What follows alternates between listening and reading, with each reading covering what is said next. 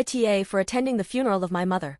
I, 24F, was given up by my parents as a baby because they were both 18 and had no way to properly care for me. I didn't have a very good life until I got into college off of a sports scholarship, and it was then that I decided to investigate my past. I found out that my parents were still together, that they had 2 other kids a lot younger than me and had overall become very successful in life. I started to feel very resentful, and although I almost reached out, I decided that I couldn't. I still kept tabs on them to see how they were doing, how my siblings are and stuff. When I found out that my mother died, I did attend the funeral a few weeks ago. It was a big funeral, a lot of people attended, but it wasn't packed cause. The thing is, other than my hair being jet black, I looked just like my mother did. So, when people were leaving, I got spotted by my mother's hysterical great-aunt who assumed I was my mother. I excused myself, but I'm pretty sure I exposed who I was cause just a few days ago, my father managed to find me and reached out to me. When we met at a coffee shop 3 days ago, he apologized for having given me up, not reaching out sooner, and ended up crying over not getting to raise me. It's the first time I saw a grown man cry. He asked me if I needed anything from a car to a place to stay, but I couldn't help but feel like I was embarrassing him. So I said goodbye and left, but I've received a lot of texts and voicemails from him since then asking why I left early, if I'll meet him again, but don't feel like I can talk to him. Then I got a phone call from a woman saying she was his cousin and my aunt and that I should have stayed away because he's inconsolable now and I'm an a-hole for choosing a funeral to reveal myself. I feel like my aunt is right because I've done is brought him new grief after he just lost his wife. Relevant comments. Vet 4 pot for all. NTA. You had a right to be at that funeral. You didn't make a scene. You didn't involve yourself in the funeral process. Someone saw you. It's their reaction to your being there that people are complaining about. You have absolutely no control over how people are going to react in any given situation. Definitely not the a-hole. As for building a relationship with your father, I do believe he is reaching out to you in his grief since you do look so much like your mother. I'm sure he's feeling guilty, too, for having put you up for adoption. It's up to you whether or not you'd like a relationship with him. But from what I'm getting in your writing is that he's well off now and he'd buy you the moon if you'd give him a second chance. If you're up to owning the moon, you might want to give him a chance. But that's up to you. OP. I don't want his money or anything, and I especially don't want people to think I only came into his life for his cash. I'd never planned on my revealing myself to him, and now I've taken this situation that was supposed to be about grieving for somebody else into me. I never should have done that. Update. So I'm posting this cause I said I would in a month. Things happened and it's gotten better. The first thing was my aunt, Dad's cousin, phoned me like the day after and apologized to me. She told me she practically raised my dad and seeing him like he was made her act without thinking. She told me my dad wanted to see me again and would appreciate it if I would meet her too. I told her how hurtful what she said was and I needed time before seeing her, but did agree to meet him. Fast forward a week, I go to meet my dad. I kept rereading everyone's advice and using it to prepare what to say. He was more composed. I told him it hurt me so much to be abandoned and it hurt seeing how successful he was and it made feel not wanted, and meeting him made me want to be forgotten. He told me he never forgot about me and showed me a small baby photo of me he keeps in his wallet and told me he still sees me as his baby even though I'm grown. He told me he and my mom used to cry for me every day after giving me up, but they still prayed for me every day even until the end. He once again told me whatever I wanted, he could give me if I'd let him. I told him I wanted no money or anything from him and I didn't intend to reveal myself. He told me it was okay if I wanted nothing to do with him, but asked I be a part of my mom's great-aunt's life as she hadn't stopped asking about me since exposing me, and gave me her address. He insisted I was always wanted, but he always thought I'd been adopted and didn't want to ruin my life. And that's something a lot of you said, so I was prepared for it. He asked me to forgive him for not being there for me and said he'd do whatever to be my dad. I guess I realized I could push him away or finally have what I wanted. I told him my teenage fantasy that he'd come save me from the orphanage and we both started crying. He told me we can save each other and I hugged him and forgave him.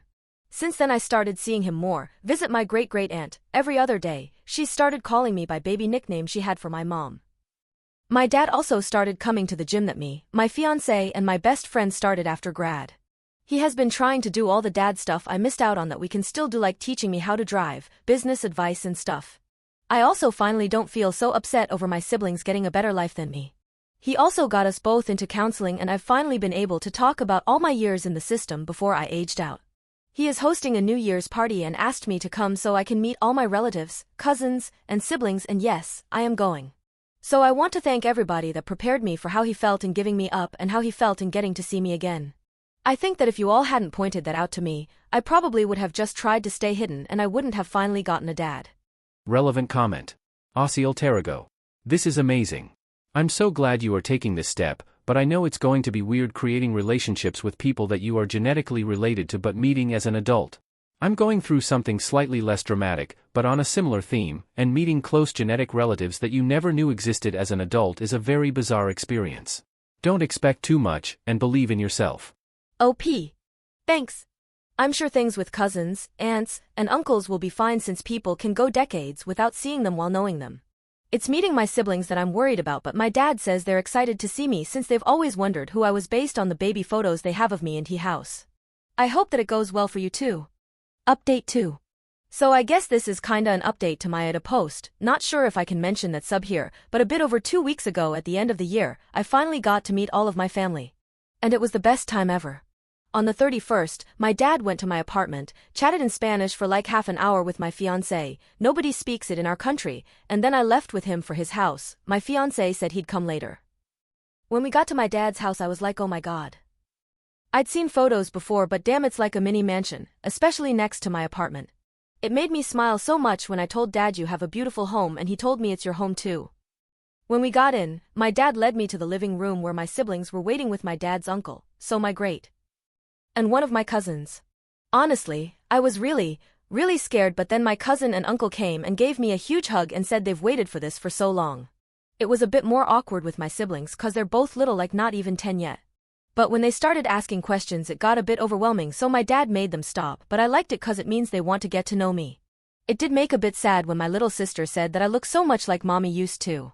I can't believe I didn't notice it until then, but there was this giant photo of my parents and a baby over the fireplace. Like my dad looked super young in that photo, younger than me even, so I had to ask, is that me? When my dad said yes, I started crying. My great uncle took my siblings away and my dad and my cousin consoled me. Honestly, it may seem selfish, but that felt really good.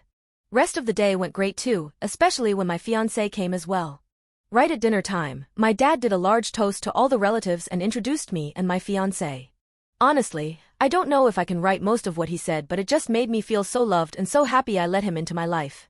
I went back to my apartment with my fiancé really early in the morning, but since then I've never felt better. Honestly, only reason I remembered to post this is cause today my dad sent me a text asking if my fiancé and I want to go on a trip with him to Spain in February. I don't know if we will be able to yet, but we'll see. Relevant comments. Typical Management 680. I'm so glad you got to meet more of your family, this update gladdens my heart.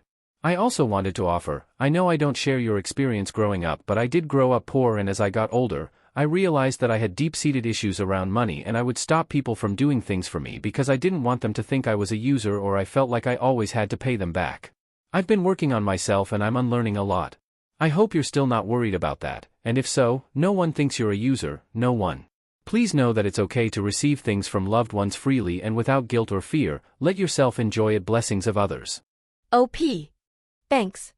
It might take a while, but gifts on birthdays, Christmas, anniversaries, and my wedding I won't say no to. As for the rest, I guess it's like with you, I don't want people to think I only want this for the money. The No One Pencil. The picture over the fireplace made me tear up. OP. Honestly, these last few months have been the most emotional I've ever been. It's not like I don't have emotions, but even my fiancé thought I had ASD when we first met. The way I've lived has made me averse to sharing my emotions, although not when I type. The baby photo my dad showed me before was just of me. But that was of me and my parents, and I looked so happy for a baby. It just made me so emotional I couldn't keep it in.